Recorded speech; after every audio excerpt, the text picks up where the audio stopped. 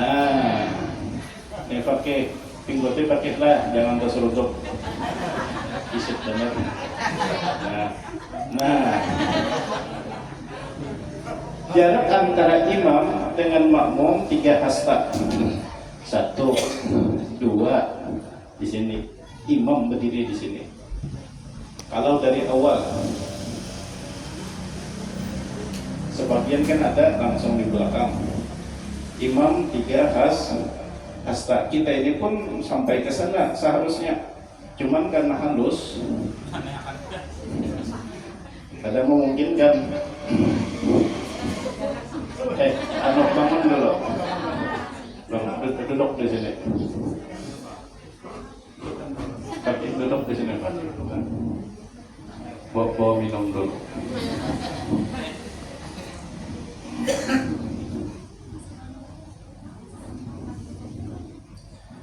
Apabila seorang laki-laki kepala rumah tangga sholat berjamaah dengan anak-anak dan istrinya di rumah, sahhatil jama'atu, maka sholat berjamaahnya sah. Lalu bagaimana cara menyusun safnya? Wa yaqifu khalfahul auladul dhukur. Di saf pertama berdiri anak laki-laki, kemudian di saf berikutnya berdiri anak perempuan dan istri-istrinya tadi. Banyak istri. Ya memang 4 nikahnya. Nah, boleh itu di belakang dari laki-laki. Dan jatah, kadang-kadang harus ada jatah. Bisa lagi. Jatah. Yang namanya jatah itu diambil kada bapak, kada diambil sayang.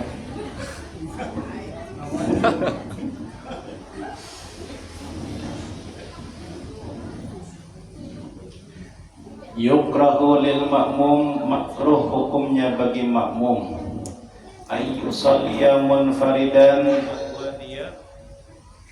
bahwa si makmum ini sholat sendirian, artinya inya menyerongan duduk di saf, berdiri di saf itu. Hukumnya makruh. Di sini aja. Hukumnya makruh. Wa yusannu tawassu'u lahu, dan disunnahkan tawassu itu saf di mukanya berbuka. Karena kita contohkan saf di mukanya disunnahkan berbuka. Fa in ajiza anid dukhuli fi as-saffi ahrama munfaridan thumma jarra ilaihi wahidan min as-saffi alladhi amamah. Apabila tidak memungkinkan untuk masuk ke saf di muka, maka hendaklah orang yang di muka mundur ke belakang. Wa yusannu musa'adatuhu bi ayyi qawi'ahu fil jadab, dan disunnahkan ditarik sedikit, baju yang di muka itu ditarik sedikit. Kita contohkan, nah kekanakan majuan seberataan, terpakai kekanakan hari ini. Nah baju seberataan. Kesini kita berdiri ya. Nah berdiri di sini. Ini fakih jadi imam di sini fakih. Nah jadi imam. Komedi jadi makmum di sini. Itu kanakannya harus banget nih. Sini. Nah, oke. Bal ke muka ke sana lagi. Nah di sini lah. Medi. Nah di sini. Nah geser lagi guys, harus benar rawaknya ini.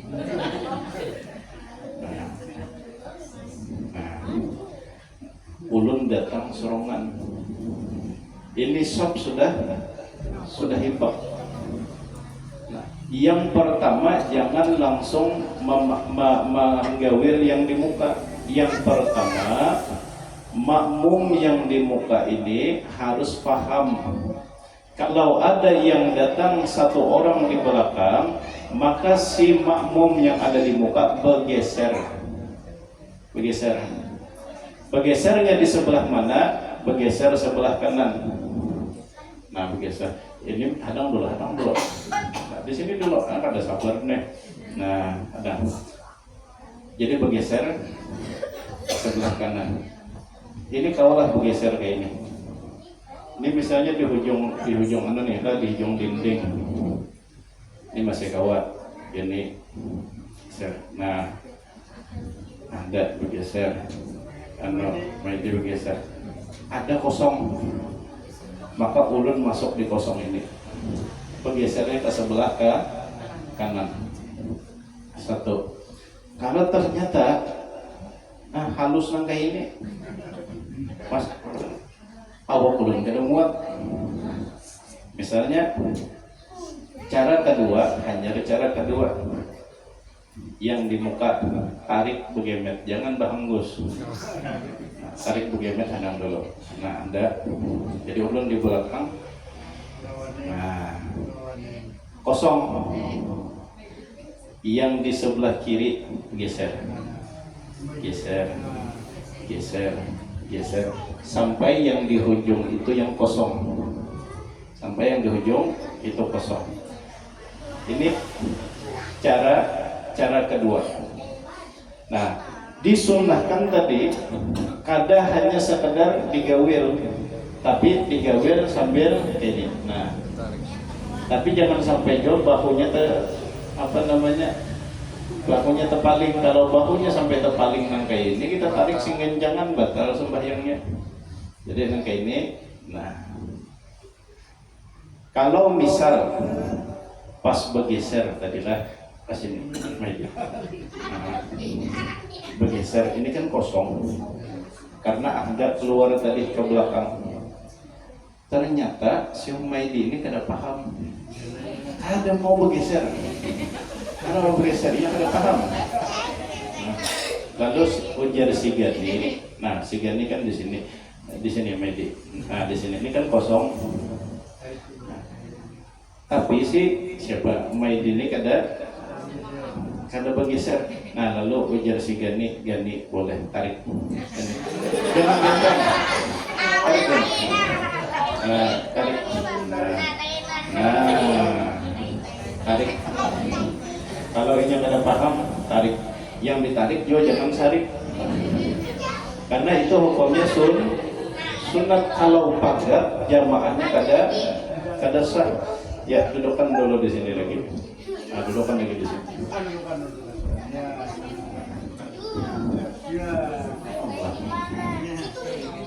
Ini karena ingat benar yang punya Tuhan.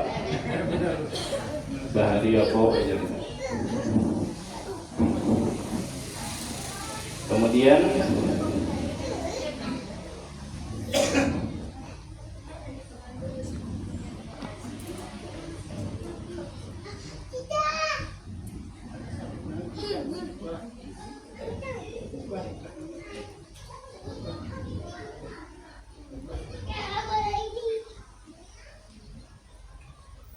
Kemudian yukrahu di antara syarat sah berjamaah berikutnya adalah ilmul ma'mumi bintiqalatil imam.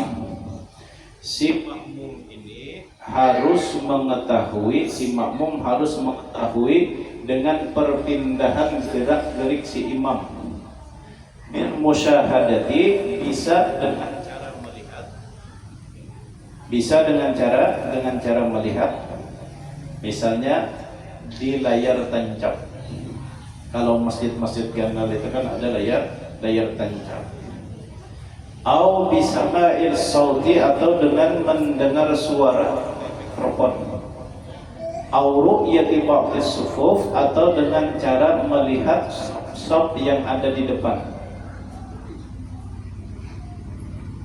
Au sama'i sautil muballigh, atau dengan mendengar suara muballigh ini orang yang berdiri di belakang imam makmum tapi hanya mengikuti mikrofon sebiji. Kalau di Masjidil Haram itu ada biasanya. Di Masjid Istiqlal juga ada. Nah, biasanya Allahu Akbar, Allahu Akbar. Rupanya mikrofon imam mati. Mikrofon mubaliknya hidup, imamnya kadang-kadang sampai ke belakang, tapi karena mubaliknya masih main di mikrofon. Jadi si imam Allahu Akbar, lalu jadi si mubalik Allahu Akbar. Nah, itu namanya mubalik. Jadi sok itu bisa sah apabila hendak habis ini baterai ini. Sok itu bisa sah apabila si makmum mengetahui gerak-gerik si imam.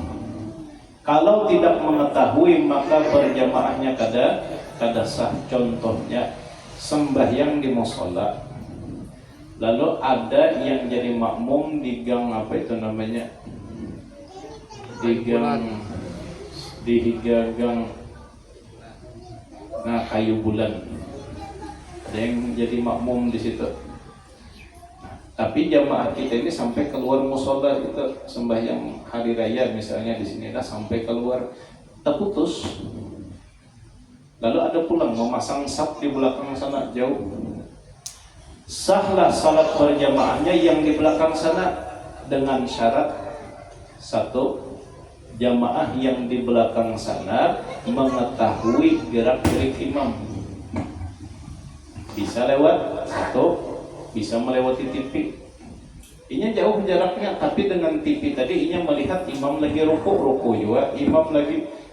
Nah, tapi kalau kadang melihat gerak-gerik imam, maka salat berjamaahnya kada sah. Biar nih hadiri haul tuh lah, itu kan sopnya panjang tuh. Kalau kita kadang melihat layar tancap, kita kada tahu imam lagi apa.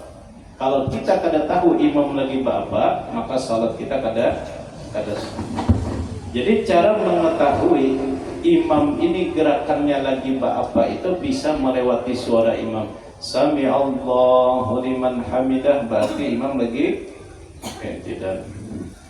Suaranya, mikrofonnya mati, layarnya masih hidup. Tapi lewat layar itu kita tahu imam lagi apa, sah. Atau layarnya mati juga karena listriknya mati. Nah, kayak apa cara kita mengetahui gerakan imam melewati saf yang ada di muka kita? Kalau saf di muka kita ada terlihat juga. Ada tuh kejadian. Ini misalnya lah kita sembahyangan di sini sampai keluar. Lalu rumah yang di belakang ini sembahyangan juga di dalam rumah. Sah kada sah? Asal tahu imamnya lagi apa. Sah sembahyang di dalam rumah, imam itu rumah sebelahnya sembahyang pulang karena ruangan rumahnya luas, sembahyang juga di dalam rumah. Tapi pas lampu mati, layar tancap mati,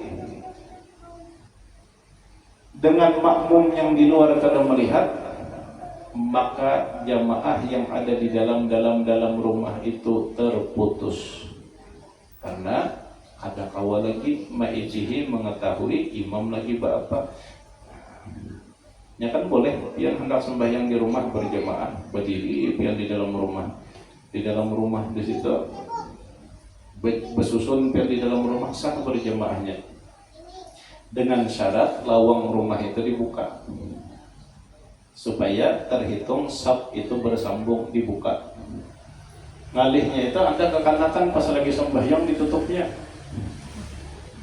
Nah, maka berjamaahnya kada sah.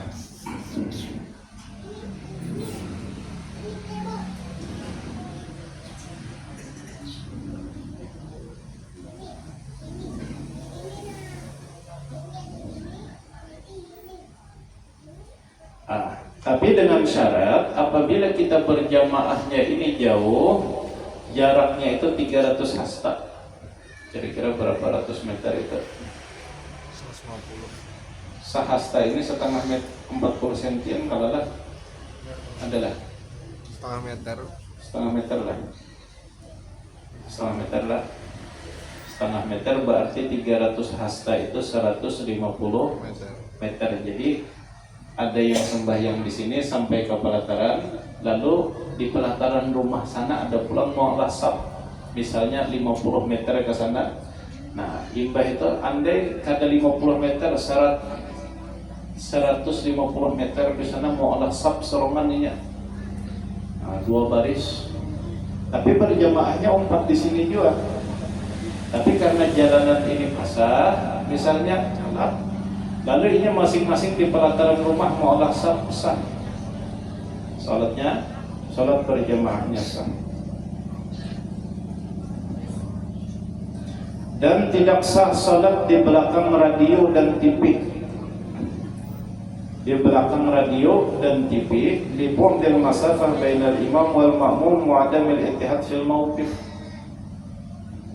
Ini bukan berartilah asal melihatnya jadi imamnya lagi apa, lalu sembahyang di rumah, imamnya bisa bilal. Kan itu left on itu kan, left itu. Nah, tetap kada sah. Jaraknya itu 300 hasta atau 150 meter. Nah, dan yang kedua, tempatnya kada sama. Walaupun left tadilah, left tetap kada sah. Jauh satu, yang kedua tempatnya kada sama.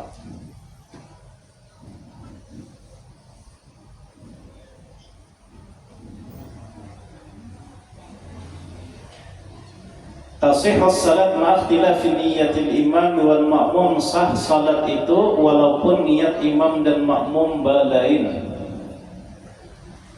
Imam dan makmum balain. Idza tahaddath fi surah, yang penting jumlah rakaatnya sama. Ka imamin yusalli al-asra wal ma'mumi dakhala khalfahu bi niyatil dhuhr. Seperti misalnya imamnya ini berniat sholat asar, datanglah si makmum berniat sholat zuhur. Sah kada sembahyangnya? Sah. Yang penting jumlah rakaatnya sama. Beda misalnya imamnya sholat maghrib, makmumnya sholat asar, adalah nangka itu ada inya kodoan. Kada sah karena bentuk jumlah rakaatnya belain. Ini biasanya banyak terjadi apabila kita musafir ziarah, misalnya kan sembahyangan di masjid, lalu ada orang sembahyang di muka. Ujar kita ini sembahyang asar kah, sembahyang jamak kah, sembahyang qasar kah, sembahyang apa? Nah, maka lalu kita sembahyang Allah sengajaku sholat fardu asar. Ternyata orang yang di muka ini inya menjamak zuhur kata asar, jamak takhir. Sah kada? Sah. Yang penting sama-sama wajib. Yang kedua sama-sama jumlah rakaatnya. Misalnya ada orang sembahyang, tapi apabila yang satu wajib, yang satu sunat, lalu kita orang ini sembahyang sunat, lalu kita umpati. Misalnya apa? Ba'diyah zuhur. Ba'diyah zuhur itu 4 rakaat, lalu ini sembahyang ba'diyah. Kita umpati di belakang 4 juga, tapi kita sembahyang zuhur di belakang lah. Nah, lalu ujar yang imbah tuntung, kita takutnya pian tadi sembahyang apa? Ba'diyah zuhur. Salat kita kada sah. Salat kita kada sah. Karena kekuatan sunat kada kawa meimbangi kekuatan wajib. Jelas sajalah kira-kira. Oh, sembahyang lagi amunya tasalah tadi. Tasalah umpati orang yang sunat tadi. Sama nang kaya sembahyang subuh, qabliyah subuh kan 2 rakaat. Nah, sembahyang subuhnya 2 rakaat. Datanglah ke masjid, musafirlah datang ke masjid. Lalu dikiranya inya ini sudah sembahyang subuh. Lalu diumpatinya di belakang, imbah tuntung ditakuninya, ikan tadi sembahyang subuh kah sembahyang qabliyah? Qabliyah subuh, jadi imamnya belum bangun lagi. Kayak pas sembahyang subuh kita kan niat wajib nih, kada sah sembahyang kita. Karena terumpati imam yang sembahyang sunnat. Jelas saja kira-kira diulang salatnya. Nah beda mau ulang salat ini misalnya 2 kali sembahyang, itu lain lagi kisah. Ini memang sengaja 2 kali sembahyang. Sembahyang di rumah berjamaah sekali, lalu ke masjid Kalanggar pulang sekali berjamaah boleh. Misalnya ujar si bini, oh kakanda, lawasnya sudah kita lah kada berjamaah subuh di rumah. Berjamaah di rumah pampian nih di masjid terus. Lalu ujar si laki, ayuh demi adinda, kita sholat berjamaah berdua, sembahyang berdua di rumah, 2 laki bini, anak-anak disusunnya. Nah, imbah itu untung dilanggar belum sembahyang lagi. Kan biasanya tarhim, membaca tarhim. Nah, pas orang qomat turun ini kelanggar ke masjid, empat pulang sembahyang di masjid boleh kada? Boleh. 2 kali itu lah boleh. Supaya apa? Tapi niatnya untuk mendapatkan pahala berjamaah yang lebih banyak lagi. Kalau kewajibannya sudah gugurnya di rumah. Jadi inya sembahyang berjamaah itu dapat pahala sunat berjamaah pulang 2 kali lipat. Mudah-mudahan bermanfaat dan sama-sama bisa kita amalkan. Al-Fatihah. A'udzubillahi minasyaitonirrajim. Bismillahirrahmanirrahim. Alhamdulillahirabbil alamin arrahmanirrahim maliki yaumiddin.